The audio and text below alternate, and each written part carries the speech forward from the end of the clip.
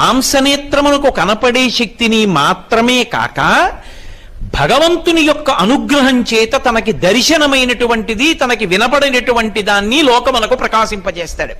మీకు ఇంకా బాగా అర్థం కావాలంటే, ఒక విత్తనాన్ని తీసుకొచ్చి నేను గాలిలో దారం కట్టి వేలాడదీశాను అనుకోండి, వర్షం పడింది, సూర్యరశ్మి పడింది, అది మొలకలెత్తుతుందా? మొలకలెత్తదు. అదే విత్తనాన్ని మట్టిలో పెట్టాననుకోండి, చుక్క నీళ్లు పడ్డాయి, అంకురం వస్తుంది. అంటే ఇప్పుడు మీకు ఒక పరీక్ష చేత మట్టి తగిలితే తప్ప విత్తనము అంకురము కాదు.